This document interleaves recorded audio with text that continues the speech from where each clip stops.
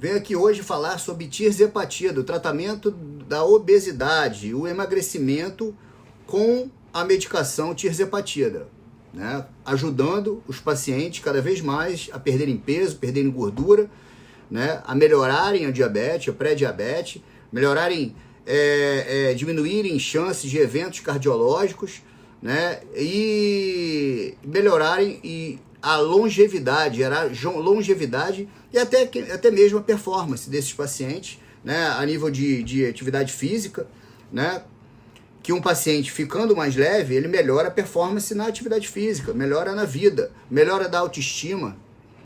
Então essa medicação, ela é exatamente um análogo de GLP-1 e GIP, que são hormônios incretínicos, que atuam aonde? Atuam na liberação, secreção de insulina, na diminuição da secreção do glucagon, atua diminuindo a motilidade gástrica e o paciente fica com uma diminuição da fome, do apetite, e também atuam em nível central, né, nos centros anorexígenos, né, centrais, e gerando também, né, uma diminuição da fome daquele paciente, diminuição da compulsão alimentar. Pacientes que antes tinham compulsão alimentar, há uma grande, drástica redução também da compulsão alimentar. Então, facilitando muito o processo de emagrecimento e tratamento da obesidade. A obesidade é uma doença crônica, progressiva e recidivante. É uma doença crônica como hipertensão, como diabetes, que precisam de tratamento longo, tratamento exemplar, tratamento com manutenção, e não só apenas reduzir o peso e pronto. Ela tem que ter manutenção, acompanhamento médico fundamental, de preferência também nutricional e também, muitas vezes, com psicólogos e também com professor de educação física, que nada mais é do que um profissional da atividade física, e que aquele paciente que está tratando obesidade e fazendo emagrecimento e tratando para fazer o emagrecimento, ele precisa também fazer atividade física. E vamos tocar nesse assunto. Então, as doses dessas medicações. No mercado, a gente tem a 2,5, nas farmácias, 2,5, 5, 7,5, 10 e 12,5, que chegou recentemente nas farmácias. Também temos as tirzepatidas manipuladas, os quais eu mesmo faço também, com farmácias magistrais de manipulação, bem conceituadas, né, e que tem liberação da Anvisa, liberação do CRM, liberação de todos os órgãos responsáveis, principalmente a Anvisa. As farmácias fiscalizadas, com documentação liberada, eu faço na minha atividade e na minha clínica, no meu consultório. Assim como também faço o Mounjaro da farmácia para pacientes que preferem o Mounjaro. Tá? Efeitos colaterais, na maioria das vezes, ele vai causar uma constipação, em alguns pacientes, e enjoo. Essas são a maioria dos efeitos colaterais que essa medicação pode causar. Tá? Enjoo leve, náuseas, né? E muitas vezes a constipação pode provocar constipação em alguns pacientes que já até têm tendência, muitos pacientes já têm uma tendência a ter a prisão de ventre, a chamada prisão de ventre, que é a constipação intestinal. Tá? E que temos vários artifícios para melhorar esse paciente, e que numa segunda oportunidade eu posso falar, mas temos com certeza muitas soluções para esse tipo de problema, que é a constipação intestinal. Náusea náusea nem se fala, temos também medicações para que resolva essa náusea, mas quase não temos pacientes que tenham náusea, e quando tem, elas são muito brandas, vômitos zero praticamente, né? Como diferente da semaglutida, do Ozempic, que a gente sempre vai encontrar pacientes com enjoos intensos e vômitos em alguns casos. Na tirzepatida isso não acontece. Outro efeito, muitas vezes, é uma fadiga extrema, um sono, uma sonolência. Isso, muitas vezes, por conta de alimentação. A alimentação não está sendo o suficiente, ela não está tendo uma caloria, comendo uma quantidade de calorias suficiente para manter suas atividades. Principalmente assim no início, a pessoa já começa a não ter aquela força, aquela disposição que tinha antes. Muitas vezes alimentar. Então a gente não quer que o paciente pare de comer. O paciente tem que comer. ele já vai comer menos, então ele não pode fazer o jejum absoluto, senão há aquele problema da perda de massa muscular. Então, o paciente com o uso de tirzepatida no processo de emagrecimento, no tratamento da obesidade, ele não pode fazer jejum de parar de comer, não pode. Ele vai perder massa muscular, ele tem que comer fracionado, mas tem que comer, e principalmente comer proteína. A alimentação com quantidade de proteína adequada é o que vai fazer o paciente não perder massa muscular, assim como a atividade, né, da musculação. Não pode deixar de fazer musculação. Então, com a musculação, o paciente ele vai deixar de a musculação ficar atrofiada. Ele vai exercitar, ele vai martelar aquele músculo e vai fazer ele crescer e ficar forte, tonificado. Entendeu? Se o paciente fizer um tratamento longo, principalmente longo, com tirzepatida, no processo de emagrecimento, perder peso, sem fazer musculação e sem comer proteína, ele vai perder músculo. Então, para isso, mais uma vez, eu repito aqui, o tratamento tem que ser feito com acompanhamento. Eu fico em cima dos pacientes. Quanto de proteína está comendo, se está fazendo atividade física, se faz musculação. Os pacientes que fazem musculação têm um resultado, os que não fazem musculação têm outro resultado.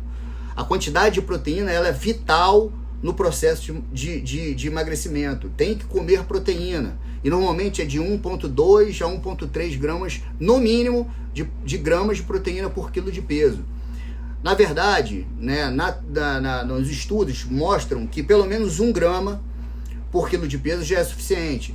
Mas assim, na prática, a gente vê que 1,2 a 1,3 faz uma diferença melhor.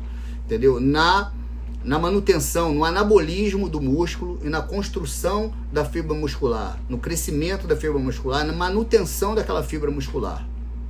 Comer proteína, 1,2 a 1,3 no mínimo, de preferência eu sempre recomendo 1,5, tá? E não fazer jejum, comer proteína, principalmente comer proteína, podendo comer carboidrato, mas comer proteína em todas as refeições, do café da manhã até o jantar e a ceia, se tiver, fazendo um acompanhamento com nutricionista ou com nutrólogo, obviamente, né, um acompanhamento nutricional de dieta, e pesando aquela proteína seria o ideal, para você não ter perda de massa muscular. E a musculação entra aí também como um papel fundamental para exercitar o músculo. O músculo parado ele vai atrofiar no processo de emagrecimento, principalmente com uma medicação tão boa e tão poderosa como a tirzepatida, que ajuda e auxilia bastante no processo de emagrecimento e na obesidade, mas que sem a atuação e sem a prática da musculação, ela pode gerar uma perda de massa muscular. E o trabalho, o resultado não é o tão satisfatório, tão maravilhoso, né, e extraordinário como é o resultado quando você come proteína adequadamente, né, você bate a sua proteína adequadamente de acordo com o seu peso e faz a prática da musculação, tá? Podendo fazer cardio, pode fazer a sua luta, pode fazer o crossfit, pode fazer qualquer outra atividade física, contanto que faça também a sua musculação, pelo menos aí, de 2 a 3 vezes na semana, 1 hora, 40 minutos, mas não deixe de fazer a musculação do tratamento do emagrecimento e no tratamento da obesidade com a tirzepatida. E é isso, é uma medicação maravilhosa, mas tem que ter o cuidado, tem que ter o acompanhamento e tem que suplementar com, muitas vezes, whey protein e creatina. O whey protein no auxílio da proteína, no auxílio à sua dieta com proteína. Muitas vezes a quantidade de proteína não é adequada, e aí você tem que ter o auxílio do whey protein e a creatina, também na manutenção e no aumento da força, da atividade física, da prática, né, da musculação.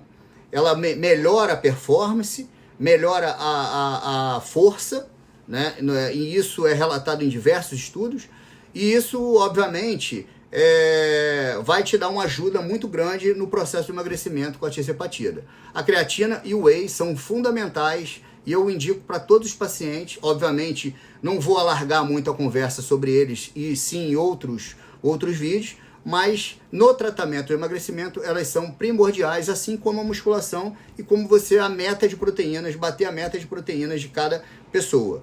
Para isso, tudo isso, você muitas vezes precisa do acompanhamento, como eu sempre falo. De preferência médico e nutricionista. Obviamente você vai ter que ter um professor de educação física também, e em alguns casos até psicólogo, em casos em que o paciente tem uma obesidade extrema e grande dificuldade de emagrecimento, e já passou por vários profissionais. Muitas vezes o psicólogo é bem importante também para que haja o sucesso, né, e manutenção daquela perda de peso. E aí é o que entra, o que eu ia falar. A obesidade, sendo uma doença crônica, progressiva e recidivante, que faz a progressão da doença cada vez maior ao longo do tempo, e recidivante porque ela pode voltar a qualquer momento, o fato do reganho de peso, isso é muito presente. O reganho de peso em diversas situações. Basta você reduzir muitas vezes a dose, basta você interromper a dose da medicação e acontece o reganho de peso. E para isso a manutenção longa, a manutenção acompanhada, porque esse reganho não é causado pela medicação. O reganho de peso acontece por causa da doença, da obesidade. A cada quilo que o paciente perde no emagrecimento, você aumenta exatamente 100 quilocalorias, aumenta a fome em 100 quilocalorias diária. É exatamente isso, aumenta a fome a cada dia no processo de emagrecimento. A cada quilo perdido, o paciente aumenta a fome em 100 calorias. E o gasto energético diminui em torno de 20 a 30 quilocalorias dia. Então é exatamente isso. Ao longo do tempo, o paciente emagrece 10 quilos, a fome dele aumenta em 1000 calorias dia e o gasto energético diminui em torno de 200 a 300 quilocalorias dia. Ou seja, a fome ela aumenta em torno de 3 a 5 vezes em relação ao gasto energético. Então é muito difícil, acontece uma hiperfagia compensatória, é muito difícil a pessoa se manter magra. Chegar ao objetivo, que é emagrecer, acontece.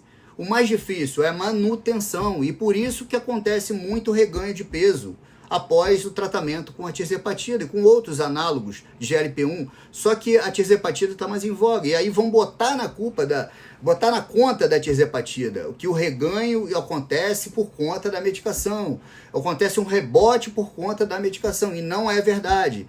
O rebote que na verdade é o reganho de peso, é exatamente causado pela doença, a obesidade. O paciente obeso, o paciente com obesidade, o organismo luta contra a perda de peso, ele luta contra o emagrecimento, ele quer ganhar energia, ele quer ganhar peso, ele quer ganhar gordura, e por isso ele aumenta exageradamente a fome a cada quilo perdido e diminui o gasto energético a cada quilo perdido também. É muito difícil isso. O obeso, ele não é obeso porque quer. O paciente que tem obesidade, ele tem obesidade que é uma doença crônica. É uma doença crônica, progressiva e recidivante, e exatamente tem que ser tratado com seriedade, como uma hipertensão, como diabetes, que o tratamento é para a vida inteira. Então, não é falta de foco, não é falta de motivação, a pessoa não é desleixada e nem se preocupa com o peso dela, ao contrário. Todos os pacientes com obesidade se preocupam, se frustram e têm uma autoestima baixa, porque eles lutam contra a obesidade o tempo todo. E a população e as pessoas acham que é falta de motivação e falta de vontade. Não é. A obesidade é uma doença séria, é uma doença crônica, precisa de atenção, precisa de acompanhamento e precisa ser levada seriamente. Para isso, existem os especialistas, e para isso existem as medicações que estão cada vez mais presentes aí no mercado para nos ajudar. É isso aí. Obrigado aí, pessoal.